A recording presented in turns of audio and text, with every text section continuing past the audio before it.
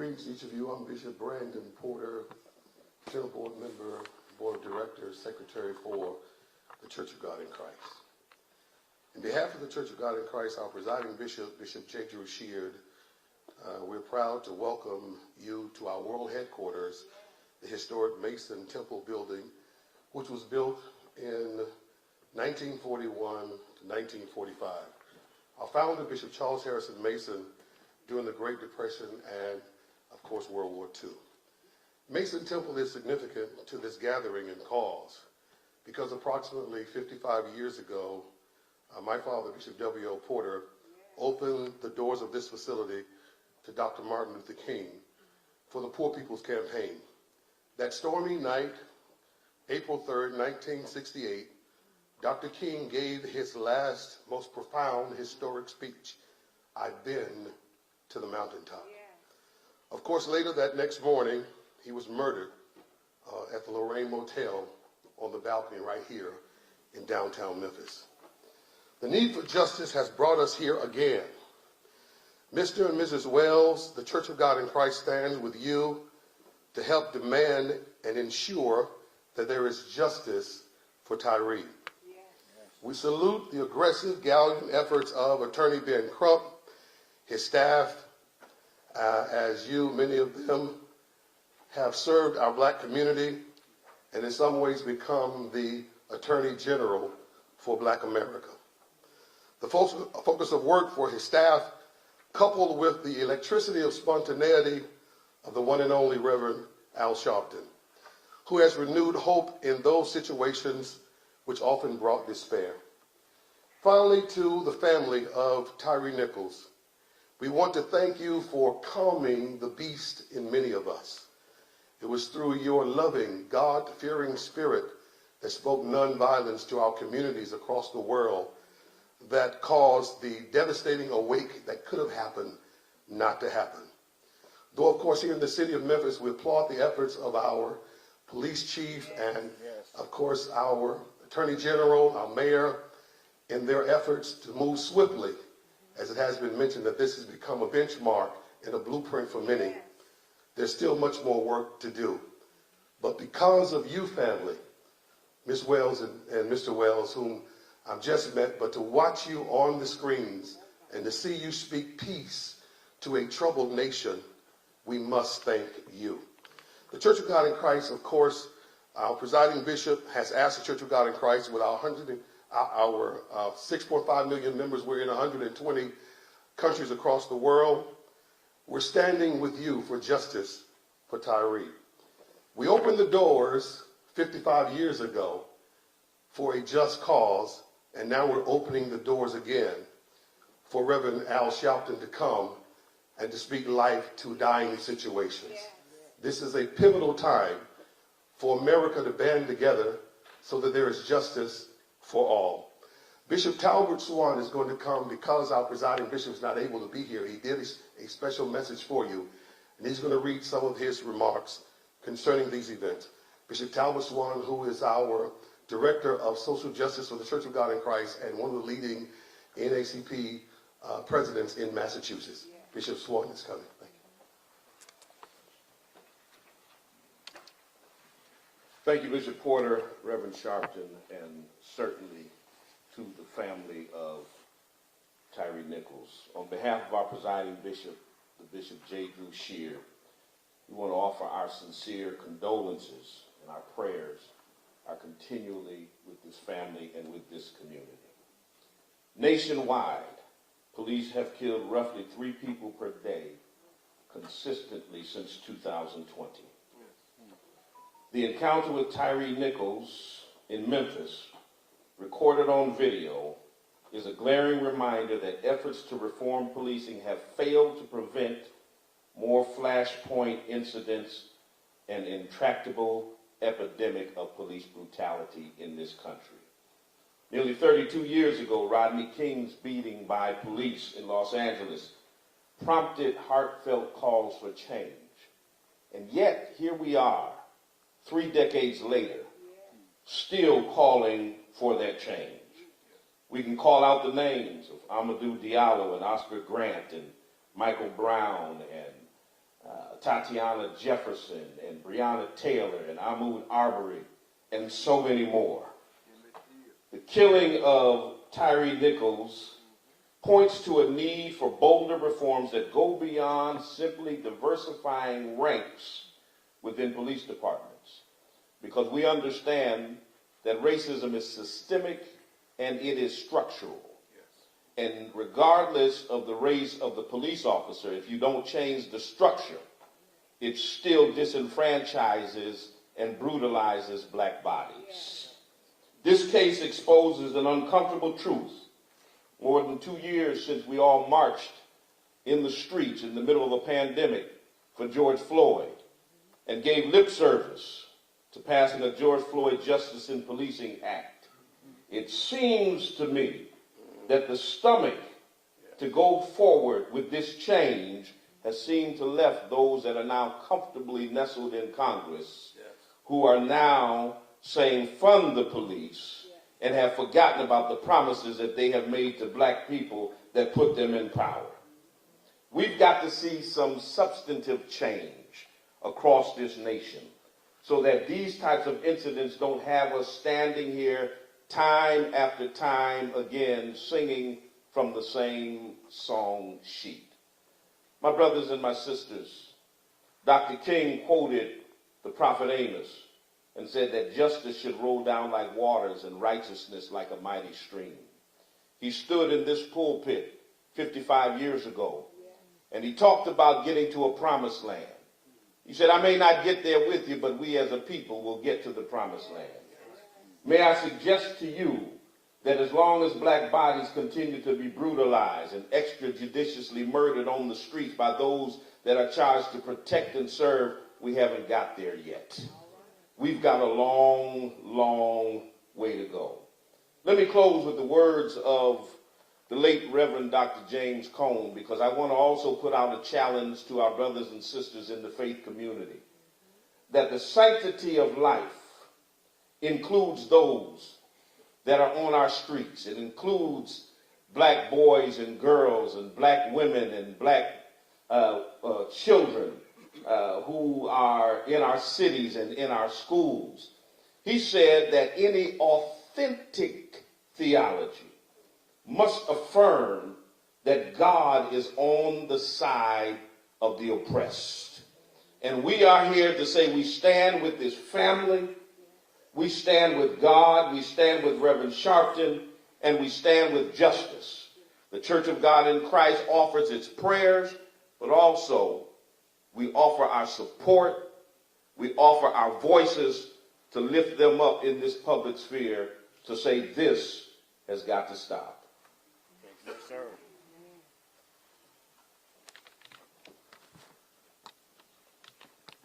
Let me say first and foremost that we are here to establish and proclaim that we are going to continue to fight this fight around police brutality and killing until we get federal laws changed.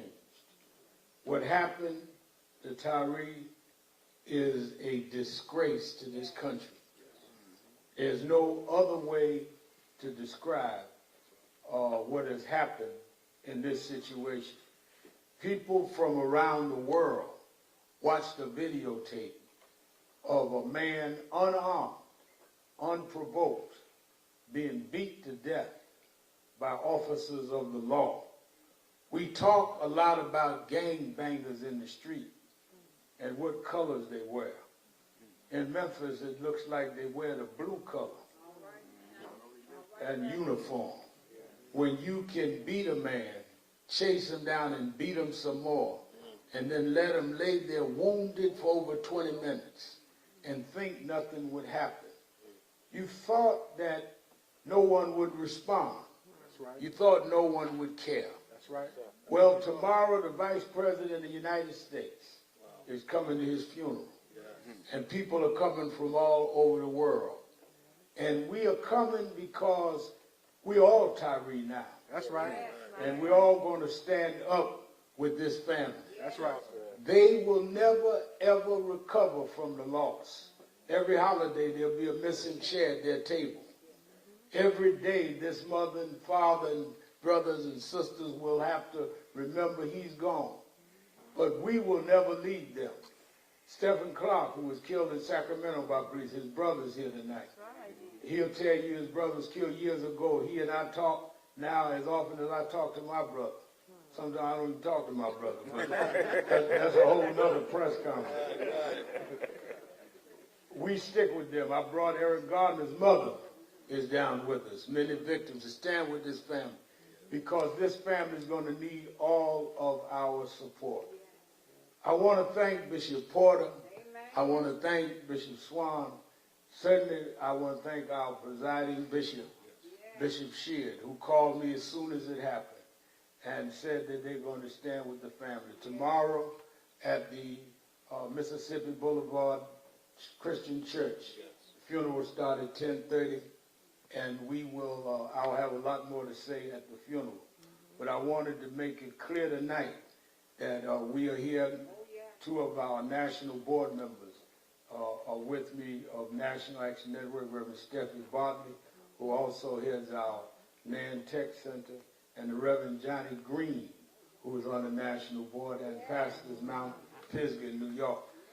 We took planes out of New York to make sure we were here with the family tonight.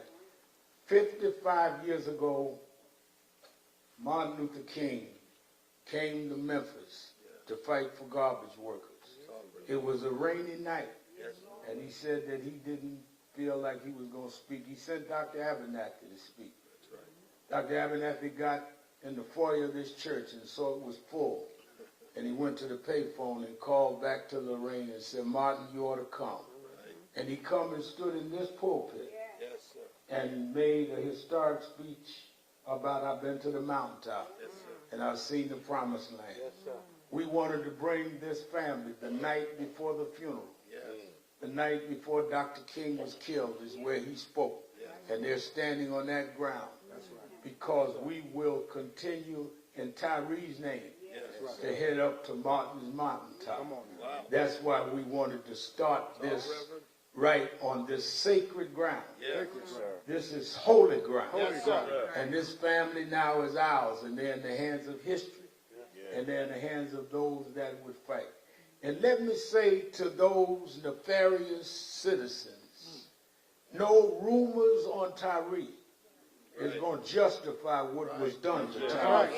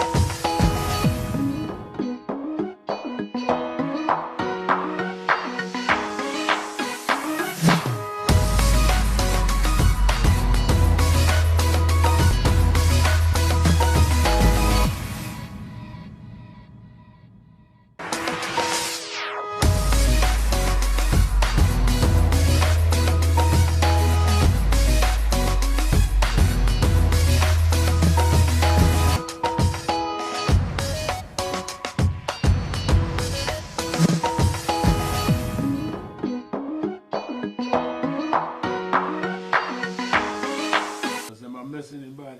No. All right, and they're all with us. One will speak and the father will speak. But before they do, let me first bring the local council, a courageous brother who has the president of the NAACP in Memphis. And I've been watching him. He got a little preaching in him too. And we're going to ask Van Turner to give some remarks.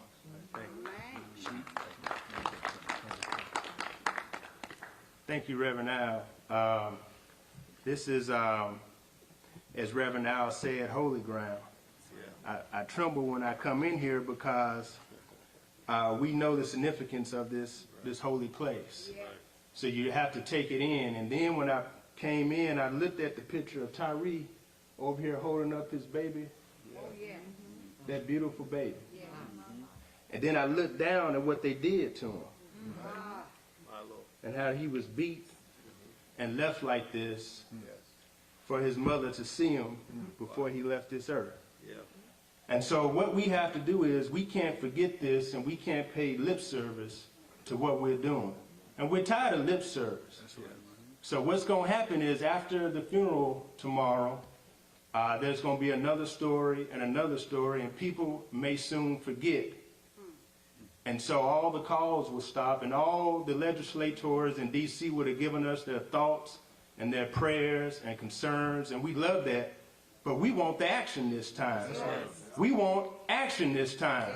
We want them to pass the George Floyd Police Reform Act this time. That's right. They owe us that. They owe this family that. They owe all the other families who have been hurt, harmed, and brutalized as a result of interactions with law enforcement in this country. And then, when that happens, we got to call on the Tennessee General Assembly. Ms. Rovon Wells has asked for the Tyre Nichols Police Reform Act to be passed in the Tennessee General Assembly. We need to fight for that. We need to leave this funeral tomorrow after the eulogy and after we've laid Mr. Nichols to rest, and we need to go to Nashville, and we need to call on Governor Bill Lee. We need to call on our Tennessee General Assembly. We need to call on all of those who come to our churches, pastors, every Sunday. And they ask for our votes. Then they come to our community meetings, and they ask for them to support us.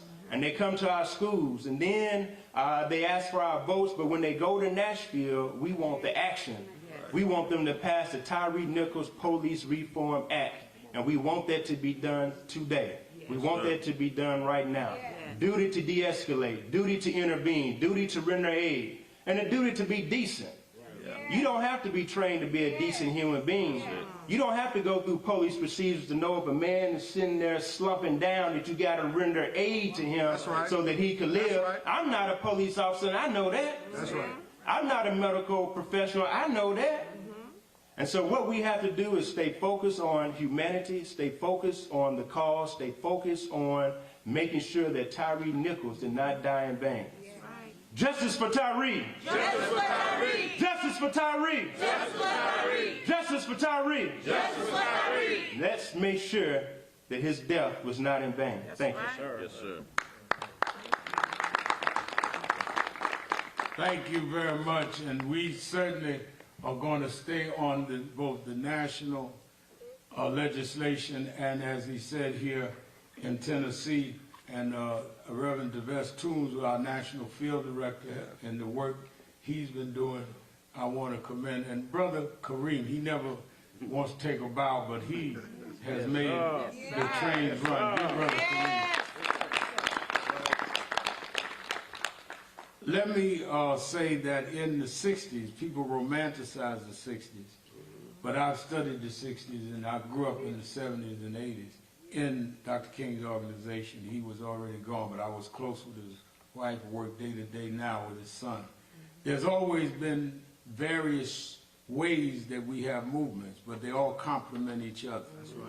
We had NAACP, the Urban League, the SCLC, all at the same time. I don't understand why. We had Adam Clayton Powell in Congress. We had Thurgood Marshall in the court. We had Fannie Lou Hamer, Mississippi, Dr. King in the South, Malcolm X in the North, all at the same time. How we get to the 21st century and act like king, but one Negro talk at a time. We all have different ways of doing what we do. We have different styles and different methods, but it's toward the same way. And in that spirit, I want to call this sister to give us our call to action. Amber, will you come for Amber Sherman, who's of Black Lives Matter, Memphis. Official Black Lives Matter Memphis. Okay. Make it official. Put that work in. So I'm here to center us in the demands Tyre's family and our community have to ensure that we get justice. And what does justice look like for Tyre? Justice looks like every single officer and public personnel being fired and charged accordingly because they are all complicit in Tyre's murder in some way, even the white officers they're trying to protect. Justice looks like naming all officers and public personnel that were on scene and release the files of everyone involved. Justice looks like passing the Data Transparency Act in the City Council and County Commission, passing the ordinance to end the use of traffic enforcement by law enforcement through pretextual traffic stops, and passing an ordinance to end the use of task force in the city of Memphis. We ask that you support this family's demands and our community's demands by uplifting them and showing up to make public comment and support at the upcoming County Commission and City Council meetings on February 6th and February 7th. And you can join our calls for justice by visiting www.justice4tyre.com. Thank you for continuing to show up for Tyre and his family and supporting them in our calls for justice. Excellent. Thank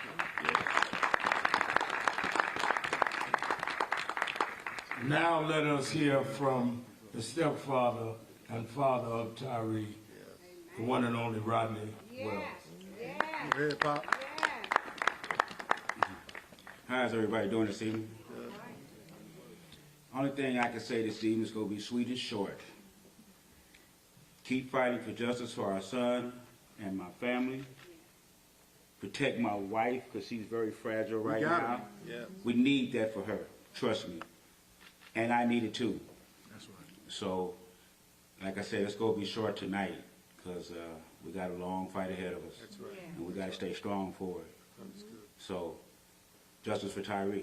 Justice for Tyre. Justice for Tyre. Justice for Tyre. Justice for Tyre. Justice for Tyre. Let me bring on who's going to speak for the siblings, Jamal Dupree, who's the brother. Big J. How y'all doing? So honestly, y'all just gonna have to bear with me. I just got off a plane. So, man, for the most part, I'm gonna just be honest. I've told my siblings since this happened, like, I hate Memphis. I hate coming here.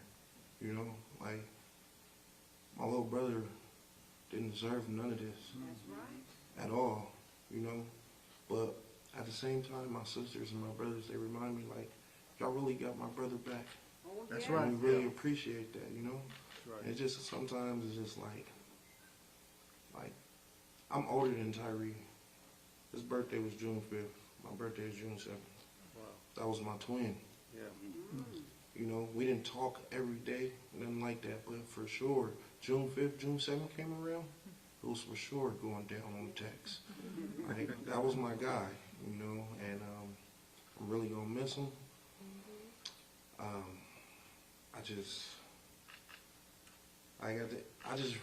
I really hate that, like, I wasn't here. Right. Like, for real. I've been fighting my whole life. And the one fight that I needed to be at, I wasn't here. You know, and at the end of the day, I'm never gonna forget my brother. I'm gonna be here for my mom, my pop, my brothers, my sisters. Again, back to the activists, Cleo, Cassio. Thank you. Man, you guys are the truth. I appreciate you guys.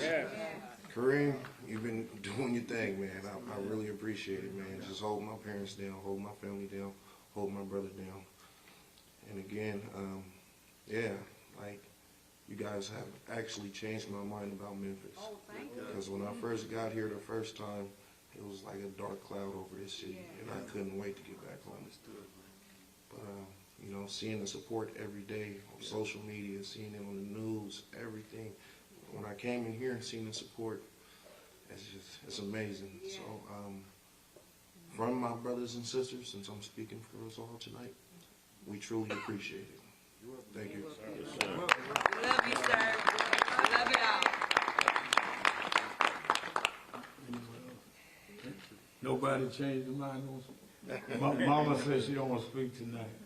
Let me also say that we are going to have a funeral, dignified funeral service, not a marathon tomorrow. Right.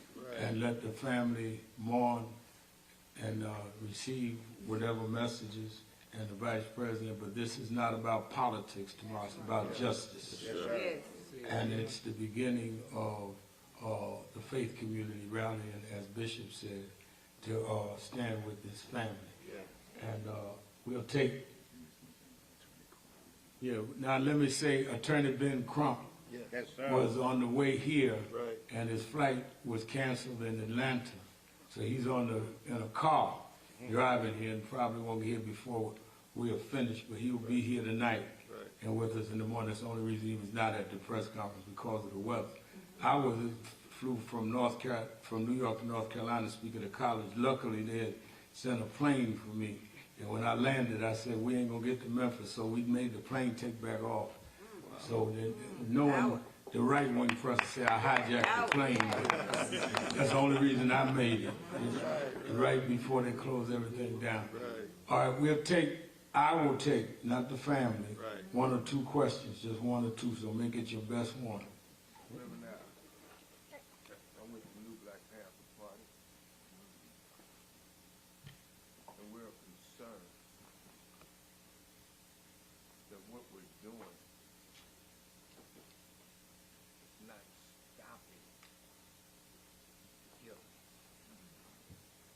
We're not opposed to legislation, and we think that you do a yeoman's job representing families. We think that Attorney Crump, you do well, but it's not stopping the killing. I'm a decorated Vietnam veteran. I earned the second highest medal that they give a soldier in theater. My experiences teach me that if you want to stop somebody from striking you, you got to strike back. Don't you think it's time? I'll let you speak for yourself. I don't want to cloud the message of what we put up here, but I certainly didn't interrupt you speaking. All right.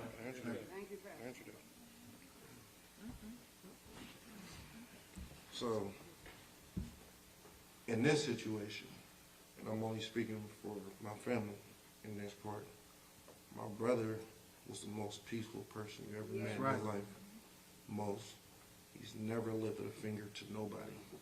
Never raised his voice to nobody. If my brother was here today and he had to say something, he would tell us to do this peacefully. That's right. Trust me. Me personally, sir, I would love to get busy. But I'm stepping for my brother, not for myself. That's real. That's right. Anyone? She says she does not want to speak tonight. Wes? What's going to be different this time? This is an apartment that has black chief, majority black staff, body cameras, have the duty to intervene already as a policy. We've been doing this, you've been doing it for decades. I've been doing it for decades. Hopscotching from city to city. What's going to be different? It has to be federal law. Let me tell you, until police know they have skin in the game, which is why you heard them say about the George Floyd bill, you heard the sister say about the legislation here, you must get rid of qualified immunity, where police know that they can lose their house, their car, and everything else, as well as criminal. Let me tell you, these policemen, and I don't want to give my eulogy tonight, but these policemen, when I watched that tape, Yes, sir. and I saw one thing and heard them saying something else. Wow. They were saying, move your hands so we can handcuff you, while they had his arms. Right. They were talking a narrative to defend themselves while they were perpetrating the crime. They forgot about the oval cameras that showed everything that wasn't happening. Right. They never even asked him for his license or the registration. They grabbed him out the car. So until they understand it's going to cost them personally, That's right. and that's federal law. They had the 1955 bus boycott in Montgomery. It took them 9 years to get the 64 Civil Rights Act. It took them longer to get the 65 Voting Rights Act. Movements take time. That's why there's a difference between celebrities and activists. There's some folks that are Facebook activists, but you have some real activists here in Memphis, and we ain't gonna stop until we make this happen. How long is it gonna take? Well, however long it takes, we're gonna be there. I'll take one more. Yes, ma'am. What do you have to say about the 5 officers having previous suspension records? They should have been, if anyone with a suspension record like that should certainly not have been on the force, certainly not on an elite force.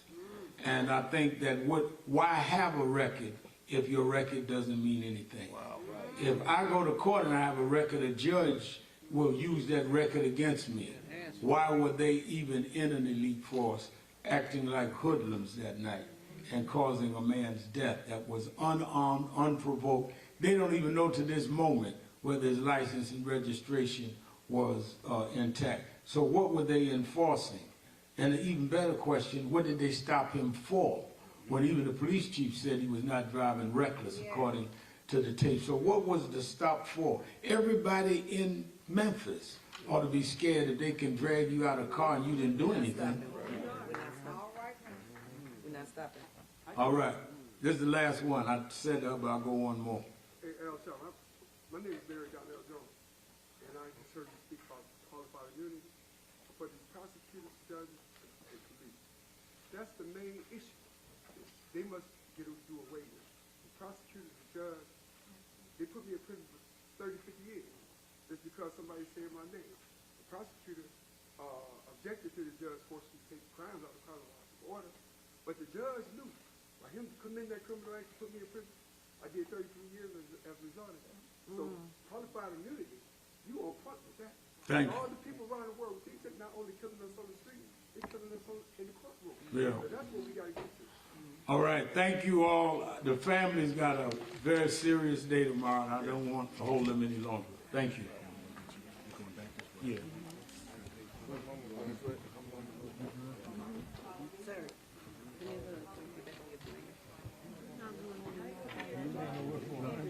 Sir. Hey, Mama Rose.